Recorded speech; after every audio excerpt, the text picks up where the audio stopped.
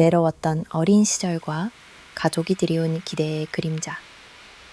저는 서울의 평범한 중산층 가정에서 외동딸로 태어나 자랐습니다. 겉보기에는 부족함이 없는 생활이었고 부모님 모두 안정된 직장에 다니시면서 저를 위해 최선을 다해 주셨습니다. 그러나 어릴 적부터 제 곁에는 늘 깊은 외로움이 그림자처럼 따라다녔습니다. 부모님이 너무 바쁘셨기 때문에 특별한 날이나 평범한 일상 속에서도 혼자 남겨지는 시간이 많았습니다. 한 번도 형제자매가 있어 본 적이 없으니 속마음을 나누거나 함께 장난치며 자랄 수 있는 대상이 없었죠. 집안 어디에서도 온전히 저만을 위해 열려있는 속삭임, 눈빛, 따뜻한 온기가 그리웠던 것 같습니다. 특히 부모님이 늦게 퇴근하시는 날이면 거실 한쪽에 앉아 조용히 숙제를 하며 부모님이 돌아오길 기다리곤 했습니다. 집안은 조용했고 창밖으로 흘러드는 도시의 소음만이 친구가 되어주었습니다. 그러나 외동딸이라는 이유로 사랑과 관심이 과하게 쏟아지는 순간들도 많았습니다. 부모님은 저에게 자신들이 이루지 못한 꿈, 부족했던 학창시절, 이루고 싶었던 소망까지 전부 저에게 투영하셨습니다. 우리 딸은 우리보다 더 잘 살아야 한다. 네가 잘해야 우리도 마음이 놓인다. 는 말은 일상이었고 자연스럽게 저는 항상 모범생이어야 한다는 무언의 압박을 느끼며 자랐습니다. 초등학교에 입학했을 때부터 이미 부모님의 기대는 구체적이었습니다. 방과 후 학원, 피아노, 수영, 영어까지 다른 친구들이 자유롭게 논다 해도 저는 항상 바쁜 일정표 안에서 생활해야 했습니다. 어린 마음에도 누군가가 저 대신 조금만 부담을 나눠줬으면 했지만 저에게는 기대를 나눌 가족이 더 이상 없었습니다. 성장기 내내 어른스러운 행동을 요구받았고 외동딸이니까 네가 더 잘해내야 한다 하는 말을 수없이 듣곤 했죠. 성적에 조금이라도 실망스러운 결과가 나오면 부모님은 걱정 반, 실망 반의 미묘한 시선으로 저를 바라보셨고 그 눈빛에 마음이 천근만근 무거워지곤 했습니다. 친구들과의 관계도 자유롭지 않았습니다. 부모님은 항상 네가 누굴 만나고 어떤 친구랑 놀지 신중하게 생각해야 한다고 조언하셨고 저는 항상 착한 딸, 바른 딸로서만 행동하려 노력했던 것 같습니다. 그러면서 내 감정이나 원하는 것을 말하기보다 부모님이 좋아할 만한 선택을 먼저 하고 내 본래 감정은 점차 내면에 숨기며 성장하게 되었습니다. 한편으론 부모님의 사랑과 기대가 부담으로 다가오기도 했습니다. 실패나 실수는 곧 가족 모두의 실망으로 연결되는 듯 했고 기대에 못 미칠까 두려워 항상 스스로를 채찍질했습니다. 주변 친구들은 때로 실수하고 혼나면서도 금세 다시 용기 내는데 저는 단 한 번의 작은 실패라도 큰 죄를 지은 것처럼 자책하곤 했죠. 그래서 저는 멋대로 어리광을 부리거나 감정적으로 화를 내는 것을 배우지 못했습니다. 너무 빨리 커버린 탓인지 진짜 나다운 모습이 무엇인지조차 잘 알지 못한 채 청소년 시기를 맞았습니다. 돌이켜보면 외동딸로 자란 저의 어린 시절은 평온했던 만큼 늘 외로움과 두려움, 그리고 커다란 기대라는 그림자가 드리워 있었던 시간들이었습니다. 그 그림자는 이후 제 청춘의 선택과 사랑, 결혼에까지 크고 깊은 영향을 미치게 되었습니다. 나이 차이 많은 사랑과 부모님의 극렬한 반대, 대학교 4학년을 다니던 어느 봄날, 저는 우연처럼 경수 씨를 만나게 되었습니다.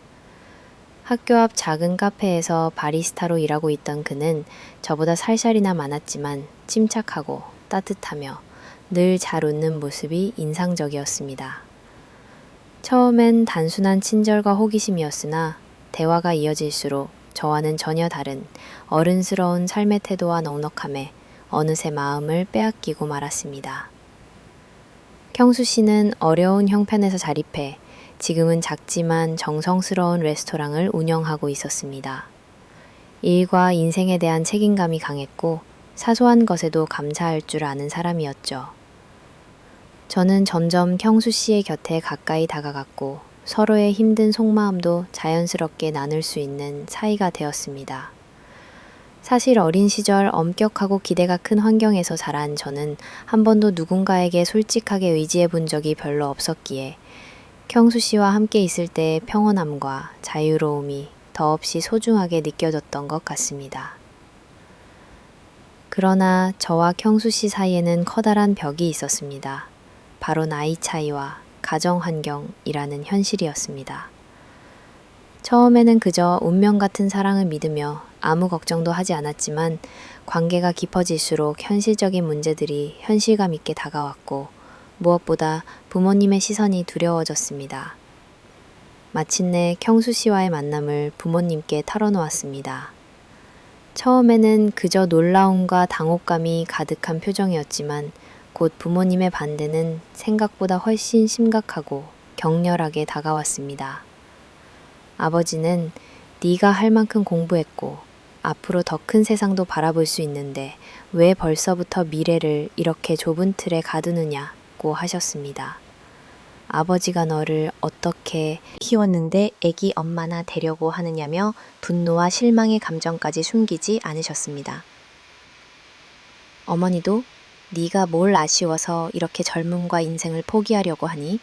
너는 유별나게 대학교까지 잘 다녔으면서 왜 하필 그 사람을 고집하느냐며 울먹이셨죠. 부모님은 경수 씨의 직업과 경제적 배경까지 문제에 삼으셨습니다. 직장인도 아니고 작은 식당이나 하는 사람의 네 미래를 맡길 수 없다라는 현실적인 말씀, 그리고 혹시라도 네가 후회하는 선택을 하게 될까봐 불안하다는 걱정이 뒤섞인 반대는 사실 자식에 대한 사랑에서 비롯된 것임을 머리로는 이해했지만 가슴으로는 너무나 아프고 분했어요.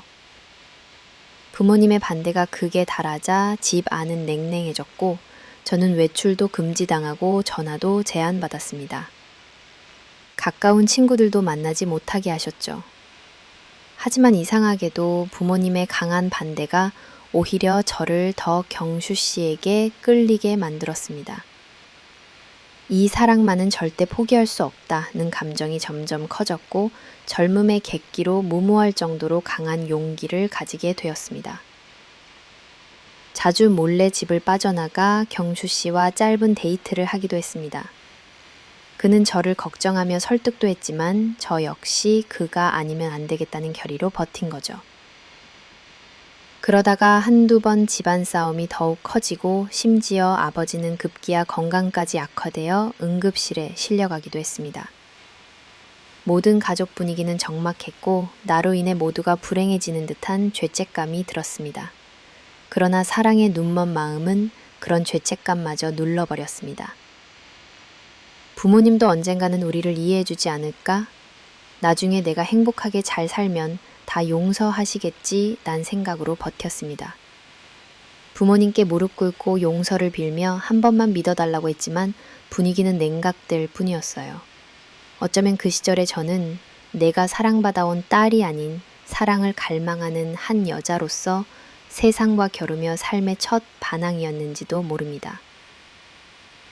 그 시기에 저희 둘의 관계가 깊어졌고 가끔은 두려움보다는 자유로움, 불안함보다는 희망이 더 커졌습니다. 하지만 그 모든 설렘이라는 이름의 시간들은 늘 부모님이라는 벽 앞에 부딪혀 아스라이 금이 가곤 했죠. 결국 이 모든 반대와 갈등 그리고 도망칠 수 없는 현실 앞에서 저는 새로운 선택을 하게 되었고 이 사랑이 이후 인생의 큰 변곡점이 되었습니다. 부모님의 깊은 상처와 불신, 저의 젊은 용기와 무모함, 그리고 경수 씨와의 사랑이 한데 모여 저의 인생에서 가장 치열하고 복잡했던 시절이 지금도 아프게 남아 있습니다. 결혼 결심과 예기치 않은 충격, 부모님의 극렬한 반대와 집안의 냉랭한 분위기 속에서도 저는 경수 씨와의 사랑을 놓을 수 없었습니다. 가족의 기대와 사회적 시선을 수십 번 마음속에서 되새겼지만 이미 제 마음과 몸은 깊이 그에게로 기울어 있었습니다. 그에게서 느끼는 포근함, 응원, 그리고 무엇보다도 있는 그대로의 나를 온전히 받아주는 편안함이 저를 붙잡았던 것 같습니다. 그렇게 시간은 흘렀고 어느 날 뜻밖의 일이 벌어졌습니다. 평소와 다름없이 만남을 가지던 어느 주말, 몸 상태가 이상하다고 느낀 후 병원을 찾았고 임신이라는 청천벽력 같은 소식을 듣게 되었죠. 아직 어린 나이, 대학 졸업도 하지 않은 상황에서 새로운 생명이 찾아왔다는 것은 설렘보다는 두려움, 혼란, 그리고 책임에 대한 무게로 다가왔습니다. 하지만 평수 씨는 제 손을 꼭 잡으며 함께라면 무엇이든 견딜 수 있다고 도닥여 주었습니다. 그 순간만큼은 이상할 정도로 마음이 잠시 차분해지기도 했습니다. 그러나 동시에 밀려오는 현실적인 두려움은 헤어나올 수 없을 만큼 컸습니다. 용기를 내어 부모님께 임신 사실을 털어놓았을 때 집안은 말 그대로 폭풍이 휘몰아쳤습니다. 짙은 한숨, 통곡 소리, 쏟아지는 비난, 그리고 그 모든 충격의 중심에 제가 있었습니다. 어머니는 네가 우리를 이렇게까지 실망시킬 수 있냐며 눈물을 쏟았고 아버지는 분노를 참지 못한 나머지 몸까지 아프게 되셨습니다. 집에서는 한동안 아무 말도 섞지 않은 정막만 감돌았습니다. 불안과 죄책감, 당혹스러움이 내내 저를 붙잡았고 가끔은 모든 것이 꿈이었으면 좋겠다는 생각까지 들었습니다. 그 와중에도 경수 씨는 늘 함께 있었고 오히려 점점 더 책임감 있고 의연한 모습으로 저를 지지해 주었습니다. 네가 현명하게 선택한 것이니 내가 평생 책임진다. 는 그의 한마디에 잠시나마 위로를 얻었지만 과연 이 선택이 맞을까? 라는 두려움은 쉽게 사그라들지 않았습니다.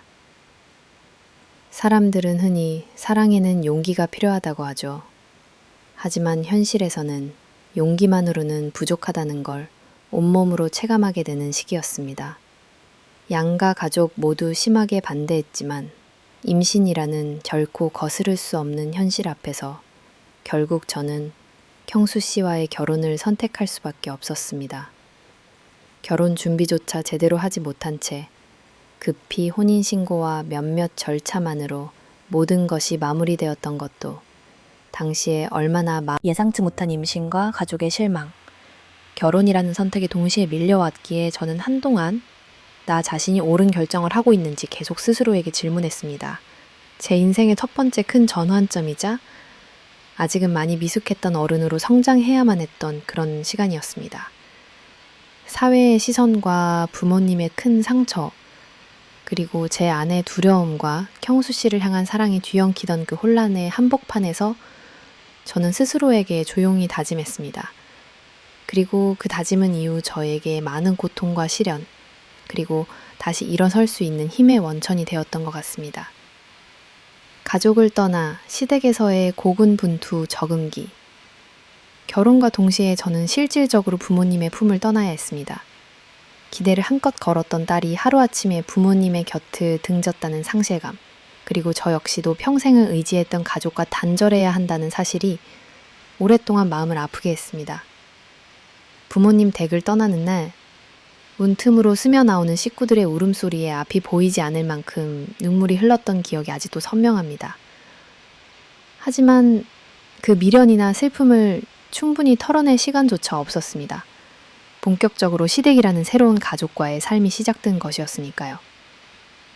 처음 시댁에 발을 디딘 순간부터 저는 또 다른 세계에 들어서는 기분이었습니다. 경수 씨의 부모님과 동생, 여러 친척들이 좁은 집을 가득 메우고 있었고 그 속에서 저는 철저히 외부인, 새로운 구상황이었습니다. 특히 시어머니는 저를 따뜻하게 반겨주시기보단 조금은 계산적이고 경계하는 눈빛으로 쳐다보셨습니다. 아직 대학도 제대로 졸업하지 못한 어린 며느리, 갑작스러운 임신으로 결혼을 하게 된 여자라는 낙인이 스며든 것 같았습니다. 가족 모임, 명절, 그리고 식사 시간마다 저는 매번 낯선 시선과 익숙하지 않은 규칙, 암묵적인 역할 분담에 시달려야 했습니다. 특히 힘들었던 점은 나이에 대한 편견이었습니다. 네 나이에 뭘 알겠니? 젊다는 게 부럽기도 하지만 가족이라는 책임은 그렇게 가볍지 않단다 라며 시어머니는 사사건건 저의 행동을 검열하고 때론 공개적으로 지적하거나 가르치셨습니다. 남편은 한술 더 떠서 바깥일에 신경 쓰느라 저에게 시댁 적응을 온전히 맡겼죠. 내 부모님의 품에서는 늘 보호받던 딸이었지만 낯선 시댁에서는 단번에 며느리라는 역할이 당연하게 주어졌습니다. 집안 살림의 전부를 시어머니가 테스트하는 듯한 압박 속에서 저는 실수를 하면 눈치를 보며 숨죽이고 잘해도 칭찬 한마디 듣기 어려운 날이 많았습니다. 특히 임신 상태임에도 힘들게 가사 일을 해야 했고 몸이 유난히 피곤한 날에는 젊으니까 이 정도는 버텨야지 라는 말을 들으며 억지 웃음을 지어야 했죠. 가장 힘든 것은 감정적으로도 완전히 혼자가 된 느낌이었습니다. 내 편이었던 부모님은 곁에 없었고 남편도 바쁘거나 시댁 문화를 잘 알고 있기에 의지할 구석이 별로 없었습니다. 집안에서 따뜻한 말 한마디를 나눌 상대가 없다는 건 생각보다 큰 외로움이었습니다. 시댁 사람들이 다 모인 대가족 식탁에서 저의 이야기는 불필요하거나 가볍게 넘겨지는 느낌이었고 가끔 친정에 전화를 하려고 해도 약한 모습 보이지 말자며 꾹 눌렀습니다. 시간이 조금씩 흐르며 아주 느린 속도로 생활에 익숙해져 갔습니다. 처음엔 서툴고 부족했던 집안일도 시댁만의 식사 예절도 집안 행사 진행 방식도 점점 배우고 따라할 수 있게 되었습니다. 짠 내음이 나는 찌개처럼 시댁 안에서의 나날들은 시간이 걸렸지만 분명히 몸에 스미는 시간이기도 했습니다. 한편으로는 이 모든 과정이 언젠가 내 아이가 태어나 가족의 울타리 속에서 조금은 더 따뜻한 세상을 만날 수 있게 하는 초석이 될 거라 믿으며 저는 인내하고 적응하고 또 사랑하려고 노력했습니다. 在个中는 잔다의 의신 낯선 시댁에 적응하느라 몸도 마음도 매일 휘몰아치는 소용돌이 같았던 시간 속에서 제게는 어느 날 새로운 빛이 다가왔습니다. 임신 소식을 처음 알게 된 순간부터 약 10개월 저는 고된 날과 두려움, 혼란을 견디며 아이를 품고 살아야 했습니다. 현실적으로 부모, 형제, 친구, 누구에게도 제대로 기댈 곳 없는 처지라 감정적으로도 더 외롭고 힘들었던 것이 사실입니다. 남편 경수 씨는 일하느라 바빴고 시어머니는 겉으로는 속도 내지 않으려 애썼지만 시종일관 어린 며느리, 엄마 되기에 부족한 나이, 나며 은근한 불신의 시선을 감추지 못하셨습니다. 시댁 대가족의 복잡한 행사와 끊임없는 집안일, 자질구레한 지적 사이에서 꾸준히 배를 쓸어내리며 아기와 무언의 대화를 하곤 했죠. 임신 후기에 접어들수록 몸은 점점 무거워지고 식욕도 예민해졌습니다. 새벽녘이면 시어머니가 일찍 나와 진하게 끓인 미역국을 가져다 주시곤 했는데 표면적으로는 몸조리 잘해야 아기가 튼튼해진다는 말씀을 하셨지만 그 속에는 책임감과 희생은 엄마로서 숙명이라는 의미가 깃들어 있음을 느꼈습니다. 저는 그저 엄마가 될 준비를 하기에는 도무지 내가 준비되어 있는 사람인가 라는 의구심이 매일같이 피어올랐습니다. 아기 태동을 처음 느꼈던 순간을 아직도 잊지 못합니다. 하루 종일 시댁 일을 하다 겨우 방에 들어와 쉬고 있던 중 배 안에서 아주 미미하지만 분명하게 톡 하고 무언가 움직였습니다. 처음에는 너무 낯설고 당황스러웠지만 이내 찬찬히 손을 올려 조심스레 배를 쓸어내리며 아이에게 말을 걸었습니다. 네가 내 안에서 살아있구나 라는 기쁨과 두려움이 한꺼번에 밀려왔습니다. 밤마다 혼잣말을 하듯 아이에게 미래의 꿈, 엄마의 외로움, 그래도 포기하지 않을 희망에 대해 속삭였습니다. 출산 예정일이 다가올수록 긴장과 설렘이 뒤섞여 하루하루가 손살처럼 지나갔습니다. 예정일 며칠 전부터 배가 간간히 뭉치면서 통증이 찾아왔고 드디어 긴급하게 병원에 실려가는 날, 저는 거의 정신을 잃은 사람처럼 몹시 아파하며 진통을 견뎠습니다. 시어머니와 남편 모두 곁에서 초조하게 저를 지켜보았습니다. 아기를 낳는 데 드는 육체적 고통은 물론 마음 깊은 곳에서는 내가 진짜 엄마가 될 수 있을까 하는 두려움이 끊임없이 맴돌았습니다. 산시간에 걸친 진통 끝에 마침내 작고 붉은 따뜻한 아들의 울음소리가 분만실 가득 울려 퍼졌습니다. 아이고, 건강하네요. 나는 간호사의 외침에 긴장이 풀리는 순간 저는 그 자리에서 소리 없이 눈물을 쏟아내고 말았습니다. 태어나서 처음 듣는 아기의 울음소리, 아직 촉촉한 피부 위에 작은 손가락을 얹으며 내가 바로 이 아이의 엄마라는 생각에 가슴이 먹먹해졌습니다. 분만실에서 아들을 처음 품에 안았을 때의 온기는 평생 잊을 수 없는 감각이 되었습니다. 몹시 떨리는 손으로 아기를 조심스레 감싸 안으며 울음기 어린 목소리로 반가워, 비나, 엄마야 라고 속삭였습니다. 순식간에 지나간 고통과 이 세상의 모든 불행이 그 작은 온기 하나로 다 녹아내리는 기적 같은 순간이었습니다. 나도 누군가의 전부가 된다는 감정, 내 안에 새로운 우주가 피었음을 이토록 선연히 깨달은 순간이기도 합니다. 병실로 돌아와 산후조리를 하며 시어머니도 생애 처음 할머니가 된 감격을 감추지 못하셨습니다. 전과 달리 저에게 수고했다는 짧은 말을 건네기도 하셨죠. 남편 또한 조심스레 제 어깨를 감싸지며 정말 대견하고 고맙다는 말을 했습니다. 출산이란 고비를 함께 넘은 뒤에야 비로소 저는 한 걸음 진짜 가족에 가까워진 것 같았습니다. 집안 어르신들도 찾아 집안에 복덩이가 왔다며 격려해 주셨고 그제서야 시댁 식구들 속에서 미묘하게 흐르던 벽이 조금은 낮아지는 것을 느낄 수 있었습니다. 하지만 육아의 시작은 순탄치 않았습니다. 아기는 평생을 처음 살아보는 듯 종일 울고 먹고 자기를 반복했고 세상의 모든 육아라는 단어가 실제와는 현저히 다르다는 사실을 깨달아야 했습니다. 새벽마다 젖병을 데우고 엄마라는 이름으로 한겨울 밤에도 아기를 안고 오랫동안 달랜 적이 한두 번이 아니었습니다. 몸은 지치고 때로는 이래서 엄마들이 그렇게 강한가 보다 라는 생각이 들기도 했습니다. 무엇보다도 내 안에 영화처럼 그려지던 행복한 가정, 행복한 엄마의 판타지는 한실의 육아와 시댁 인생 앞에서 무수한 변주를 거듭하며 조금씩 실체를 드러냈습니다. 힘들어서 눈물이 날 때면 조용히 아들 빈의 얼굴을 들여다봤습니다. 그 순수한 눈동자, 작은 코와 손길, 매일 새롭게 나를 엄마로 만들어주는 존재라는 생각에 고단함도 감사로 바뀌었습니다.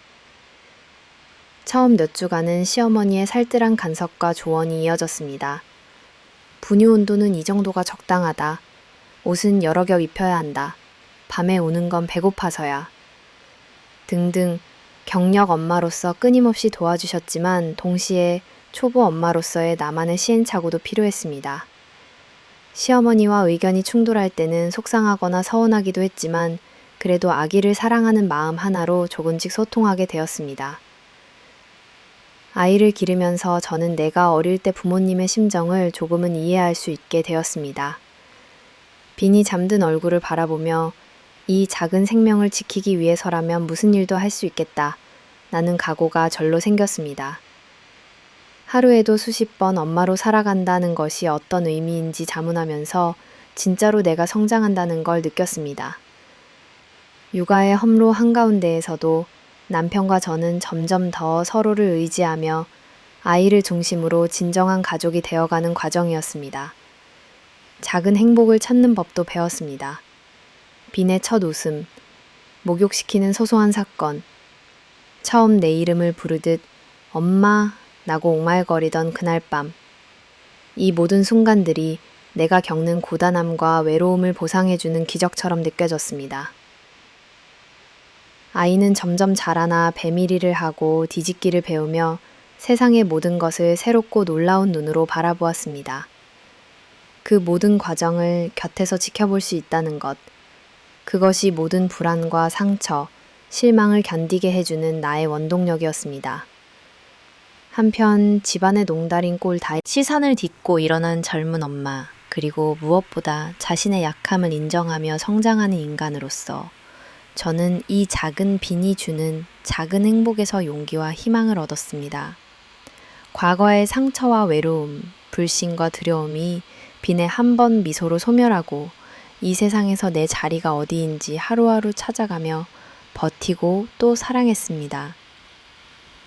이렇게 빈을 품에 안고 보낸 시간들이 쌓이면서 저는 엄마이자 딸, 배우자, 한 인간으로서 한 걸음씩 성장하고 있었습니다.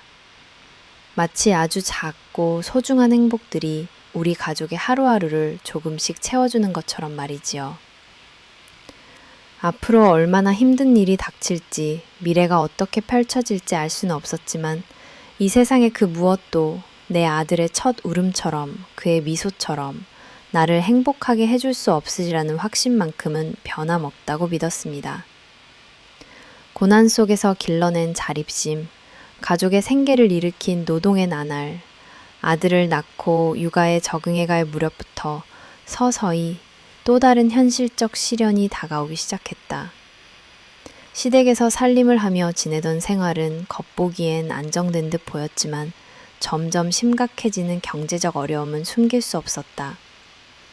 남편 경수 씨는 소박한 음식점을 운영하고 있었지만 가게 매출은 늘 불안정했고 대가족이 같이 사는 시댁 경제도 여유와는 거리가 멀었다. 신혼 초엔 저 역시 결혼이 주는 감정적인 충족감에 기댔지만 곧 다가온 현실은 나에게 자립의 필요성을 뼈아프게 깨닫게 해주었다. 아이가 자라며 분유와 이유식, 기저귀, 병원비 등 각종 지출이 눈덩이처럼 커졌다. 시어머니는 엄마라면 아끼고 참는 것이 당연하다고 했지만 새벽마다 울며 배고파하는 아들 빈을 볼 때마다 무엇이든 해야 한다는 절박함이 내 안에서 커져갔다. 남편이 힘든 가운데서도 최선을 다하려 했기에 미안한 마음도 컸지만 점점 가족의 경제적 책임이 내 어깨로 옮겨오는 것이 느껴졌다. 저는 낮에는 대형마트나 식당에서 아르바이트를 했고 저녁과 밤에는 소규모 청소 용역이나 가사 도우미 일도 마다하지 않았다. 처음엔 손이 서툴고 실수도 많았다. 하루 종일 서서 일하다 보면 발이 부르트고 손가락 마디마다 통증이 찾아왔지만 집에 돌아와 웃으며 아들을 안는 그 순간만큼은 모든 피곤함이 사라지는 듯했다.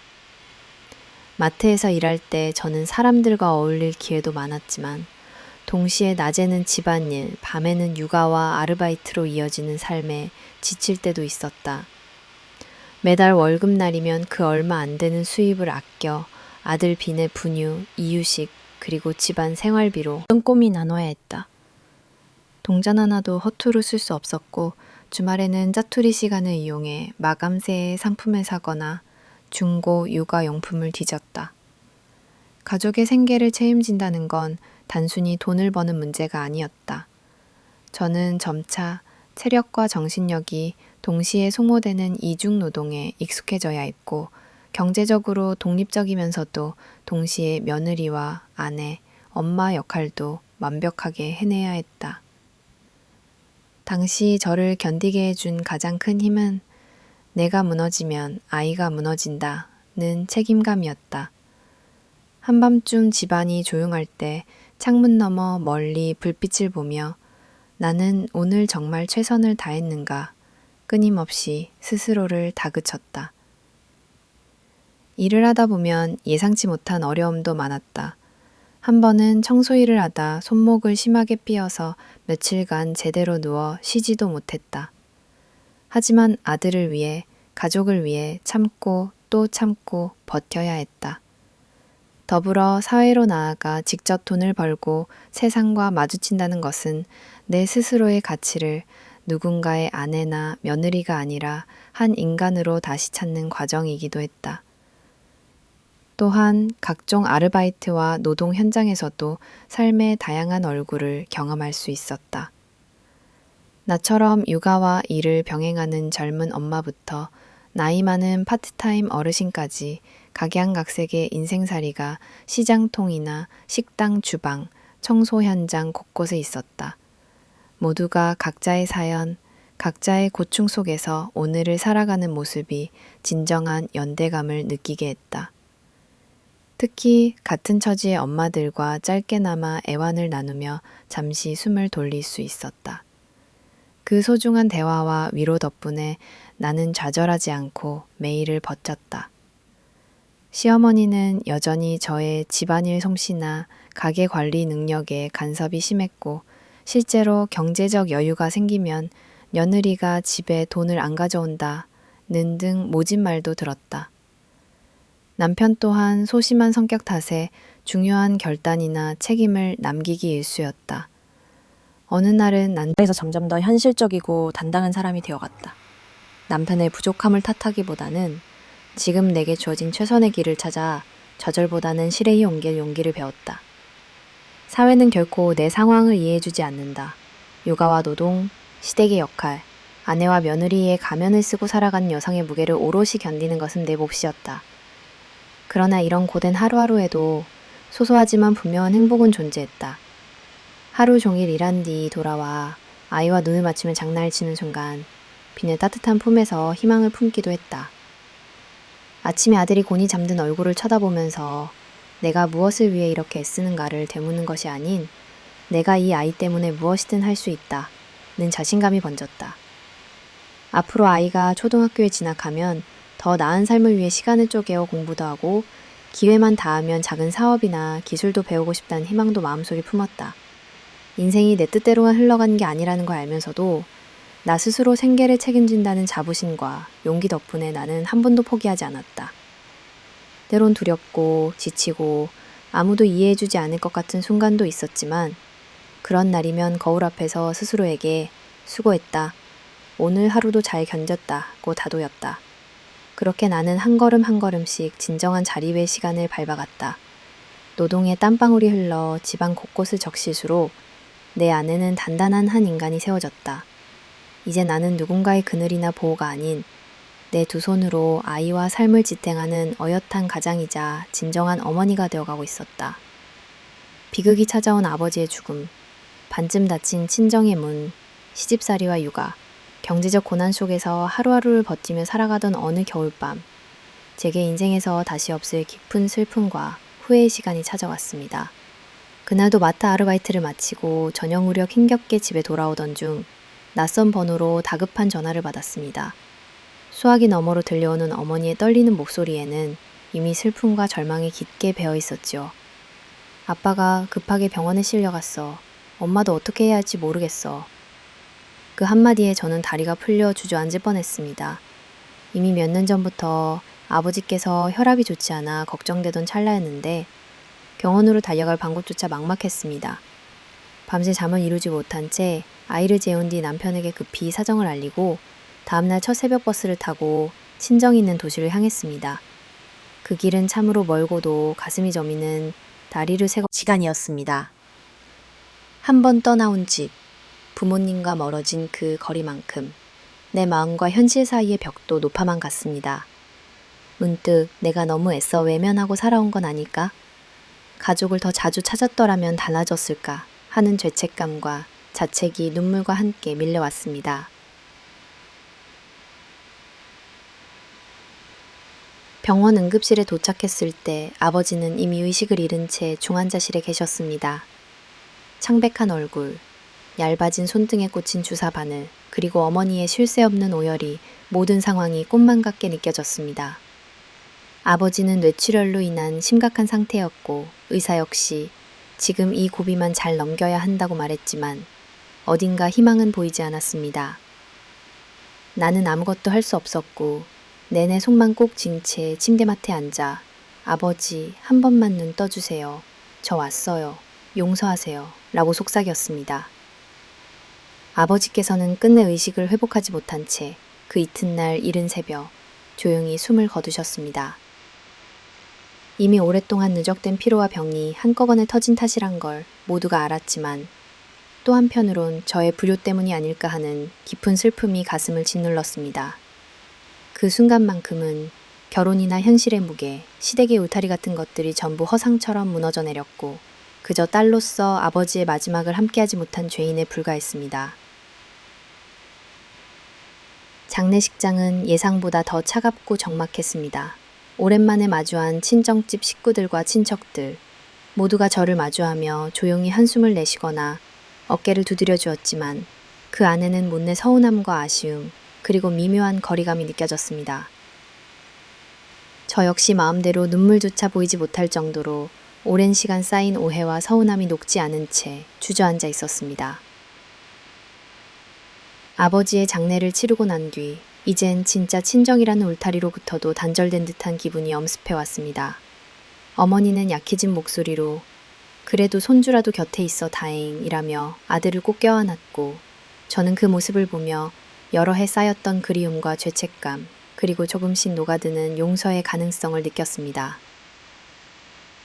그러고도 어머니의 집은 이전처럼 완전히 열려있진 않았습니다. 아버지의 빈자리, 남겨진 기억들, 그리고 잠겨버린 수많은 대화들, 모든 것은 너무 늦게서야 너무 무겁게 다가왔습니다. 이후로 저는 가끔씩 친정집을 찾아가 어머니를 도왔습니다. 아버지의 사진 앞에서 더 일찍 찾아뵈었더라면, 좀 더 자주 웃는 얼굴을 보여드렸더라면 하는 후회를 쏟아놓고 울기로 했습니다. 아들은 점점 자라며 외할아버지는 어디 있어? 라고 물었고 저는 아이에게 하늘에서 우리를 보고 계셔. 엄마가 정말 사랑하는 분이셨단다. 라고 조용히 이야기해 주었습니다. 시간이 흐르면서 어머니와 저 사이에는 과거의 앙금 대신 서로의 상처를 이해하려는 조용한 공감이 싹트기 시작했습니다.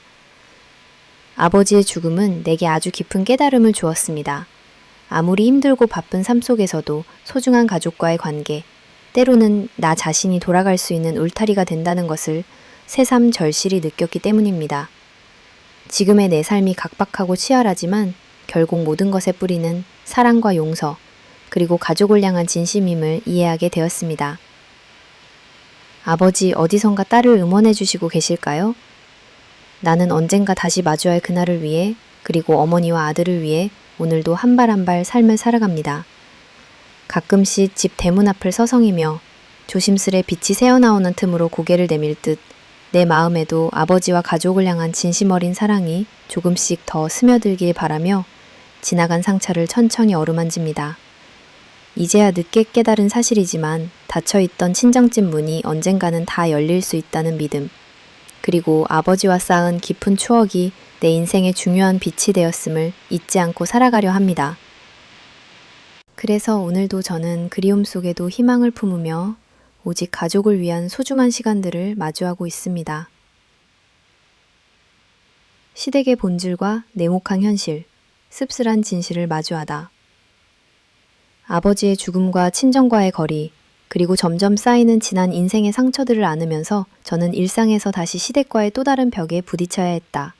처음에는 이 집안의 구성원이라는 책임감과 최소한의 연대의식을 품고 버텼지만 시댁에서의 나날은 점점 더 무거운 그림자를 드리웠다. 경제 사정이 갈수록 악화되면서 집안에는 항상 팽팽한 긴장감이 감돌았다.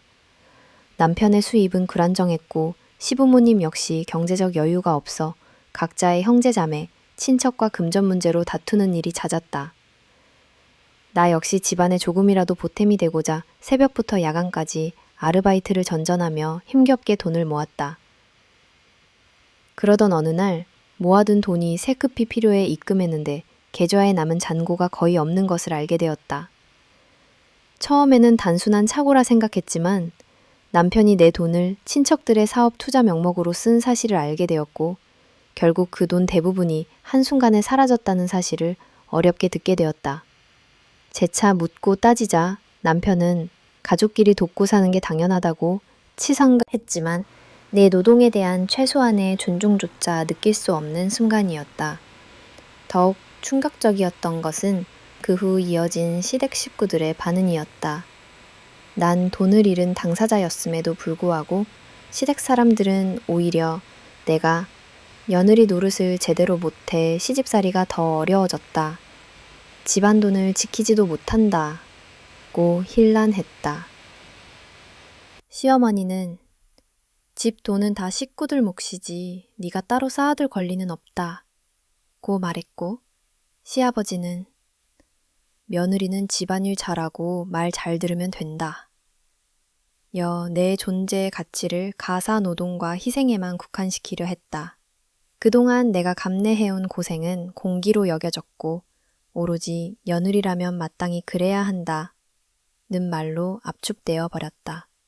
경제적 어려움 속에서도 가족만 함께 뭉치면 극복할 수 있다는 희망이 있었지만 시댁에서는 누구도 내 고단함이나 희생에 귀를 기울이지 않았다. 작은 일에도 집안 사람들은 서로의 책임을 미루고 문제만 생기면 타자를 탓하며 목소리를 높였다. 모든 일이 안 풀릴 때면 네가 운이 따라주지 않아서 그렇다. 며느리가 드생 기운이 있다. 는 식의 비과학적이고 억지스러운 탓도 내 몫이 되었다.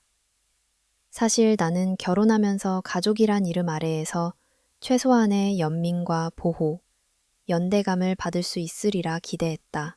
그러나 시간이 지날수록 나는 점차 필요할 때만 소비되는 존재라는 씁쓸한 현실을 깨달았다. 반복되는 명절과 가족 모임, 각종 행사에서 나는 언제나 잔의를 도맡아 했고 아무리 몸이 힘들고 아파도 젊으니 견뎌야 한다. 네가 해야 될 몫이라는 말만 들었다. 의견을 내거나 힘듦을 호소하면 모두가 등을 돌렸고 오히려 더 큰 오해와 미움을 받았다. 아들의 장난감 하나, 옷 한 벌을 사면서도 시댁 식구들은 네가 네 아들만 알지 집안 전체를 생각하지 않는다고 비난했다. 그 모든 시간이 반복될수록 나 자신의 자존감은 점점 깎여나갔고 내 존재는 가족 안의 도구로만 여겨지는 느낌에 사로잡혔다. 남편 역시 그들의 논리에서 크게 벗어나지 못했다. 가족 회의에서 나의 입장을 제대로 대변한 적도 없고 오히려 네가 좀 더 이해하고 참고 맞춰줘야 하지 않겠냐며 중재자 역할도 방관하듯 포기했다.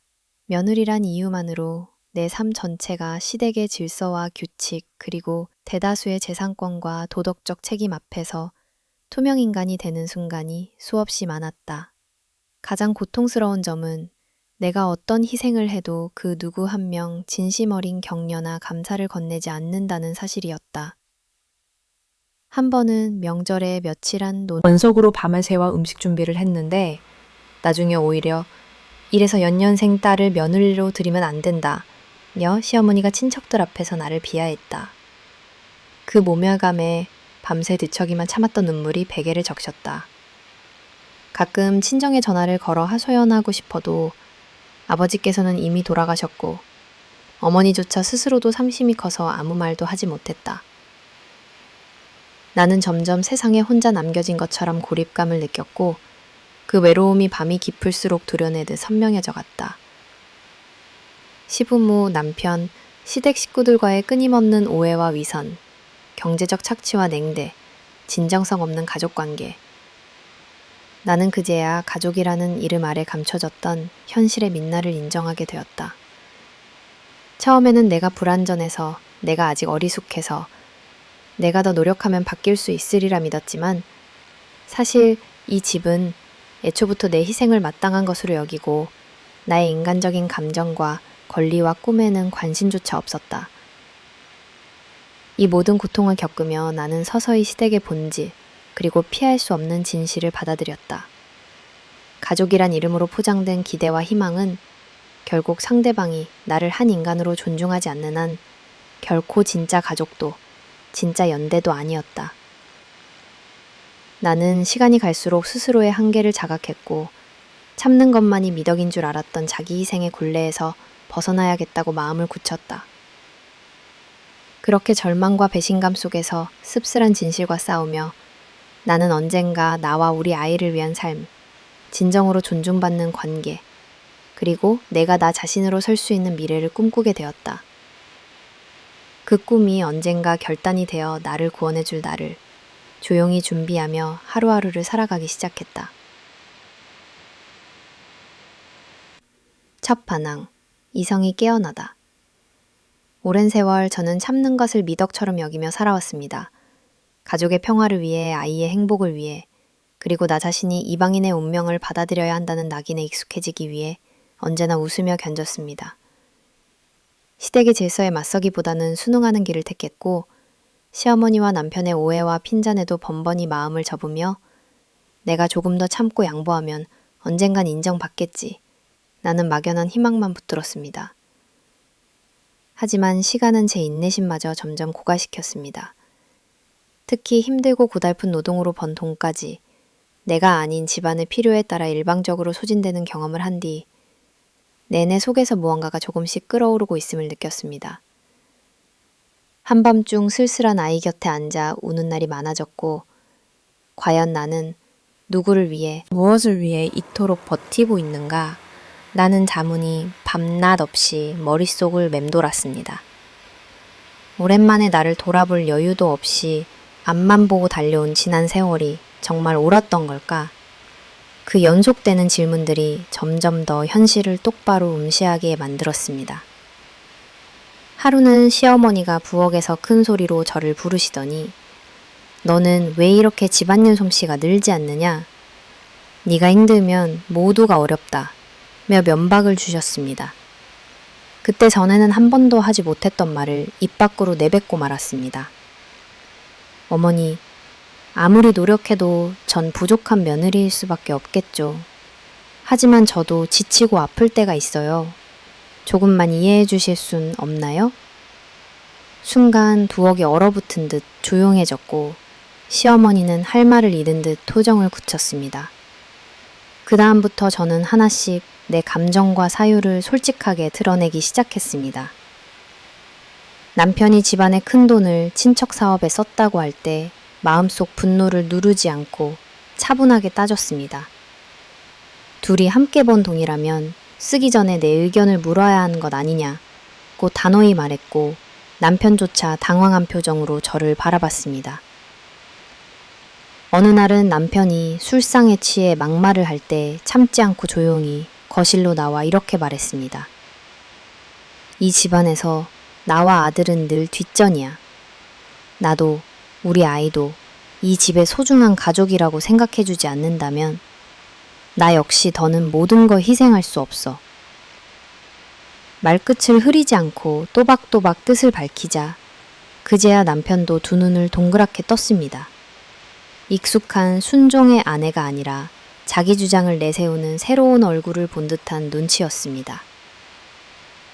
이 작은 결연함과 반항은 일상의 틈마다 파문처럼 번졌습니다. 시댁 사람들은 처음엔 요즘 네가 너무 예민하다. 며느리 된 도리를 잊은 거냐? 며 성을 냈고 심지어 시어머니는 며칠 말조차 걸지 않았습니다. 하지만 조금 더 시간이 지나자 그들도 점점 내가 더 이상 무조건적인 순응과 희생만을 반복하지 않는다는 사실을 받아들이기 시작했습니다. 내게 가장 큰 변화는 스스로를 바라보는 시선이었습니다. 나는 아무 가치 없는 사람이 아니야. 내 노동과 땀, 감정과 희생이 결코 하찮거나 당연한 것이 아니라는 사실을 이제라도 인정받고 싶다. 이제는 집안일을 도맡더라도 아이를 키우더라도 최소한의 존중을 요구할 줄 알게 되었습니다. 무조건적인 침묵이나 양보가 곧 사랑의 증거가 아니라는 것. 때로는 자신의 존엄을 지키기 위한 결연함도 한 인간과 가족의 성장에 필요하다는 것을 내 자신이 깨달은 시간입니다. 이성과 자각이 깨어나면서 저는 내면이 단단해지고 있음을 느꼈습니다. 밤마다 거울 앞에 서서 스스로의 얼굴을 찬찬히 들여다보며 그래, 오늘만큼은 내 감정을 숨기지 않고 지켜냈어. 그것만으로도 내 삶은 하나의 값진 전진이야. 라고 되짚었습니다. 아들을 안고 있을 때도 과거처럼 미안한 엄마가 아니라 세상을 조금씩 바꿔나갈 용기 있는 엄마가 되어야겠다는 다짐이 생겼습니다. 그 결연함은 아이를 대하는 방식도 바꿔놓았습니다. 비나, 엄마는 너를 위해서라면 힘든 일도 견딜 수 있지만 엄마 자신을 잃어버릴 만큼 희생하진 않을 거야. 네가 나중에 커서도 항상 자기 목소리를 내는 어른이 되길 바라. 하루하루 이런 진심어린 속삭임이 내 삶을 밀어주었습니다. 처음에 시댁의 모든 관습과 규칙, 넘을 수 없어 보였던 장벽에 두려웠지만 내 이성이 깨어나며 조금씩 균열이 생기는 것을 느꼈습니다. 실수하더라도, 때로는 오해를 사더라도 더 이상 휘둘리지 않겠다는 용기가 생겼고 그 용기는 점점 내 미래를 달라지게 만들었습니다. 많은 밤이 흐르고 계절이 몇 번 바뀌는 동안 저는 더 이상 과거의 수동적인 며느리, 순종만을 요구받던 아내가 아니었습니다. 혼자서라도 내 권리가 무시당하지 않도록 끝까지 싸워볼 각오와 사회적 연민이 아니라 당당한 나로 살고자 하는 새로운 지향점이 성큼 다가왔습니다. 이제는 누군가의 딸, 아내, 며느리라는 불완전한 이름 말고 내 온전한 인생을 살아가는 한 인간으로서의 이름을 되찾고 싶었습니다. 그리고 그 다짐이 앞으로 펼쳐질 인생에서 나와 내 아이 빔이 진짜 행복을 찾는 시작점이 되어줄 것임을 믿게 되었습니다. 향사이 뻥 생장이 지원 청와대서 어머니의 중병이라는 큰 시련과 마주하다 조금씩 내 삶의 균형을 찾아가던 어느 날 예상치 못한 또 한 번의 큰 시련이 내 앞에 놓였다. 친정 아버지를 떠나보낸 슬픔이 채 아물기도 전에 어머니가 심각한 투병의 길에 들어서게 된 것이다. 평소에도 항상 건강을 걱정하시던 어머니였지만 어느 날 작은 떨림과 손의 정련이 시작되어 병원을 찾았다. 진단 결과는 파킨슨병 말기. 의사는 뇌신경계가 서서히 무너지는 병임을 담담히 설명했다. 처음엔 설마 우리 엄마가 라는 믿기지 않는 반응이 먼저 올라왔다. 하지만 시간이 갈수록 어머니의 표정과 동작, 목소리가 점점 약해지고 하루가 다르게 의존적이 되어가는 모습을 마주하며 가슴 한구석이 시리고 차가워졌다. 아버지의 빈자리를 더 뼈아프게 느끼기도 전에 이제는 딸로서 어머니의 보호자가 되어야 하는 현실이 버겁게 다가왔다. 어머니는 늘 강인하고 든든한 존재였다. 나에게 세상의 모든 사랑과 희생을 아끼지 않으셨던 분이다. 그런 어머니가 어느 날 작은 물 한 잔 들고도 손을 달달 떨며 나직이 얘야, 엄마 힘 좀 빌려줄래? 라고 말하는 순간 내 안에 무엇인가가 송두리째 무너졌다.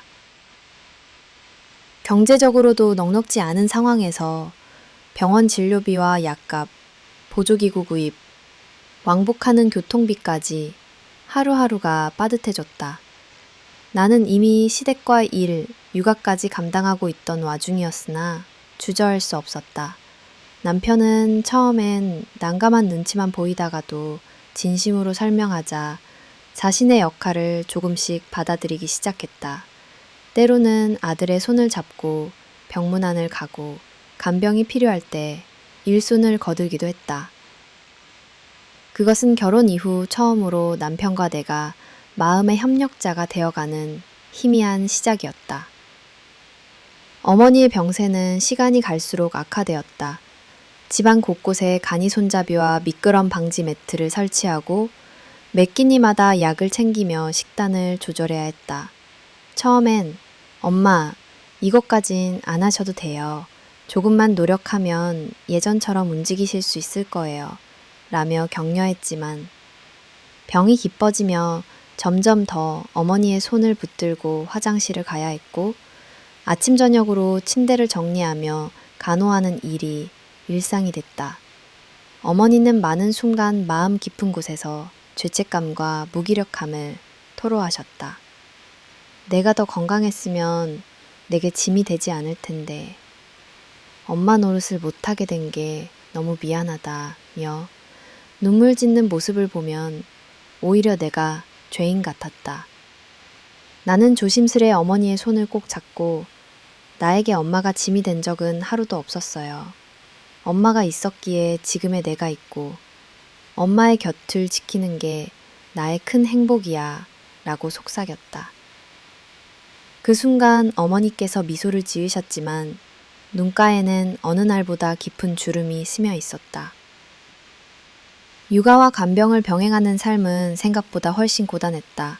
아이가 어린이집에서 열이나 돌아오면 어머니 곁에 두고 같이 재워야 했고 밤에는 어머니의 기척임에 깨서 약을 건네기도 했다.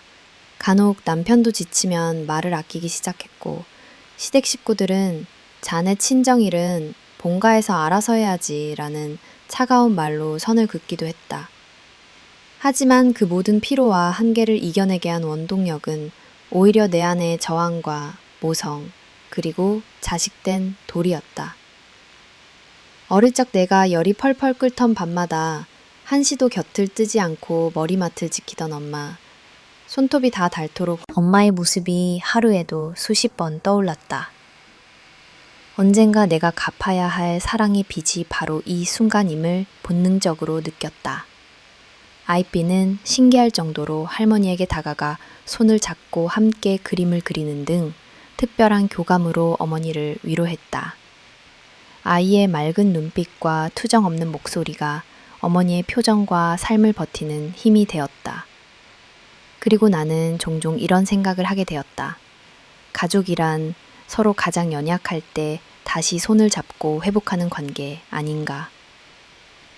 병간호를 하며 많은 병원, 복지센터를 오갔다. 의료진과 상담하며 파킨슨병의 진행 경과와 돌봄 방법에 대해 꼼꼼히 배웠다. 집에서는 재활운동과 식이조절, 정서적 지지에 최대한 신경 썼다. 시간이 지나면서 나 역시 한 명의 보호자, 돌봄 노동자로 성장했다. 물론 우울하거나 버겁지 않은 날은 없었다. 간혹 어머니께서 나만 없으면 너희 다 편해질 텐데 하실 때마다 가슴 한구석에서 무언가 쿡쿡 찔렀다.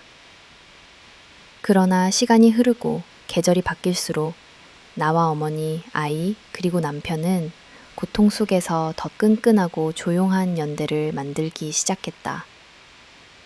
어느 날 아침 빈이 할머니에게 엄마, 할머니 처음 아팠을 때 엄청 울었지? 근데 지금 나는 할머니 옆에 있으니까 안 무서워 라고 천진난만하게 말했다. 그 말을 들은 어머니의 눈가엔 눈물이 맺혔고 나 역시 덩달아 미소와 눈물을 동시에 머금었다. 인생이란 순간순간 상실과 회복을 오가는 긴 여정임을 실감했다. 질병은 누군가에게는 끝없는 시험이고 또 누군가에겐 새로운 용기와 희생의 문이다. 나는 가족이라는 울타리 안에서 가장 아픈 이가 누구든 결코 혼자가 아니라는 믿음으로 매일을 견디고 배우고 사랑했다. 어머니의 병이 완전히 나아지지 않는다는 걸 안다. 그러나 이 위기를 지나며 나는 더욱 단단한 어른이 되어가고 있었다. 돌봄의 시간 끝에서 언젠가 아들에게도 말해줄 것이다. 내가 사랑하는 누군가가 약해졌을 때 그 곁을 지키는 일이야말로 사람이 살아가는 이유란다. 지금도 나는 내일 어머니께 묻는다. 많이 힘드세요? 사랑해요.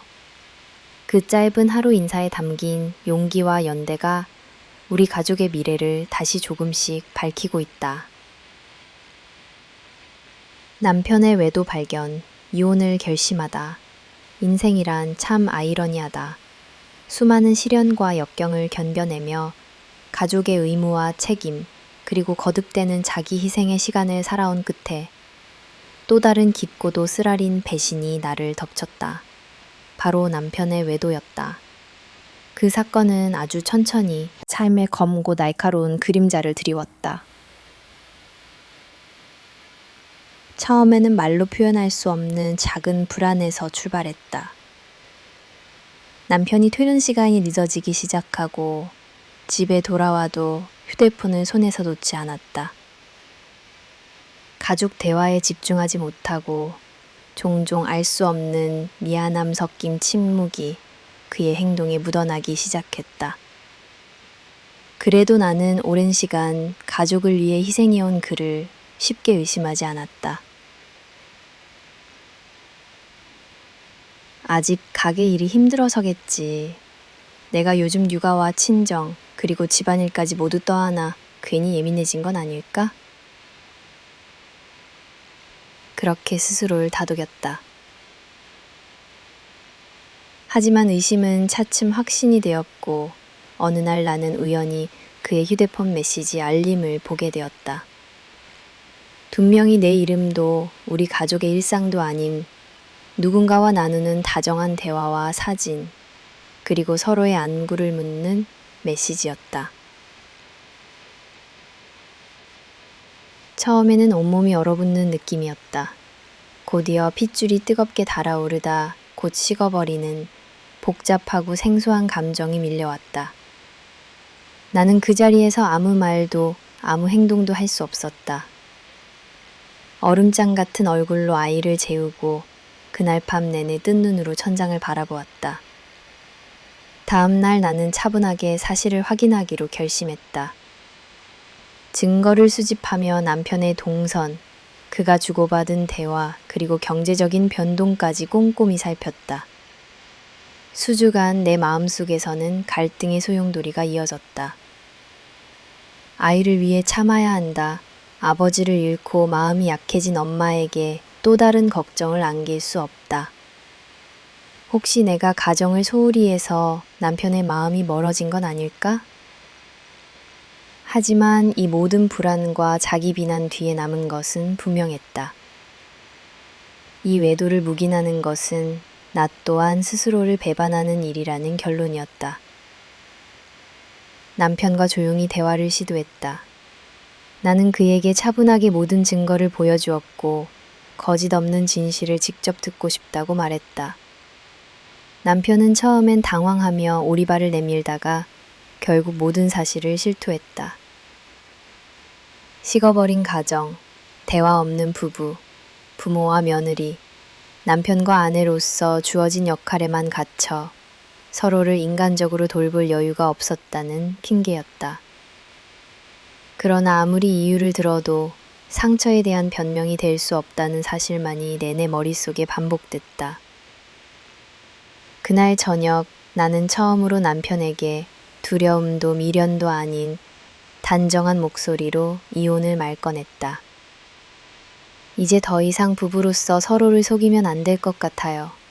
나는 내가 견딜 수 있는 아픔만을 받아들이고 싶고 며칠간 울며 빌기도 했지만 이미 내 마음과 영혼은 너무 오래 참아온 고통에서 등 돌리고 있었다.